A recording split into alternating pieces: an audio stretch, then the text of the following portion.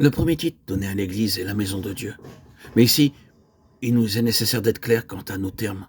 Quand nous parlons d'une maison, nous pensons immédiatement à une structure, une construction. Nous passons le long de la rue et nous disons « Oh, c'est une belle maison » ou « une maison laide » ou « une maison insolite ». C'est de cette façon que nous utilisons le mot. Il nous est nécessaire ici de saisir que ce n'est pas là la planification du mot tel qu'il est employé dans l'expression « la maison de Dieu ». Nous serons plus proches de la vérité si nous changeons le mot en ensemble des personnes demeurant dans une même maison, car c'est réellement là la pensée. Ce mot inclut 3 idées. Premièrement, la structure, l'édifice de Dieu. Deuxièmement, le contenu de la maison, ce qui s'y trouve. Et enfin, troisièmement, l'arrangement ou l'ordre de la maison. Comment le contenu est mis en valeur? Comment est-il déployé? La place de chaque chose, la position de chacun et ainsi de suite. Bien entendu, avec ceci se trouve étroitement associée l'idée de gouvernement. La structure, le contenu, l'arrangement, l'ordre et le gouvernement de la maison.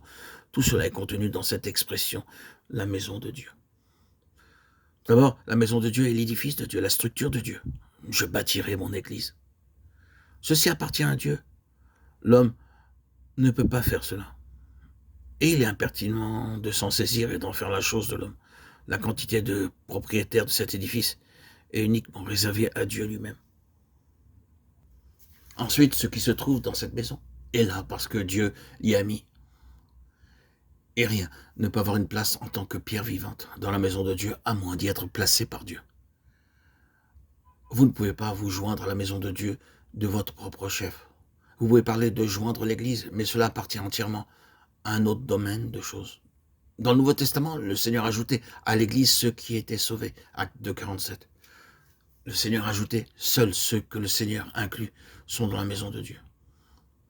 Troisièmement, l'ordre dans la maison de Dieu était l'ordre de Dieu. Dieu est un Dieu d'ordre.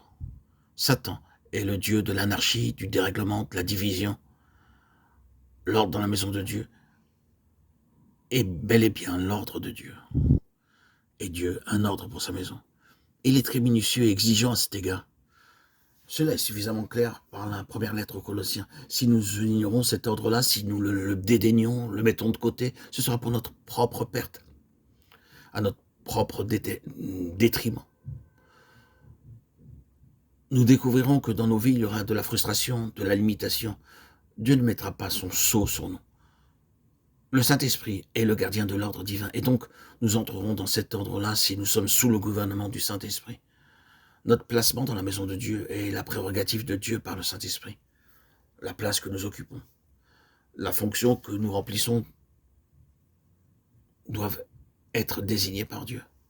Si nous essayons de faire ce que Dieu ne nous a jamais demandé de faire, nous serons délaissés pour compte dans la maison de Dieu. Mais si, sous le gouvernement du Saint-Esprit, nous sommes contents de ce pourquoi le Seigneur nous a introduits dans sa maison, nous serons en repos. Ce sera l'harmonie et non pas la friction. Dieu dirige sa propre maison.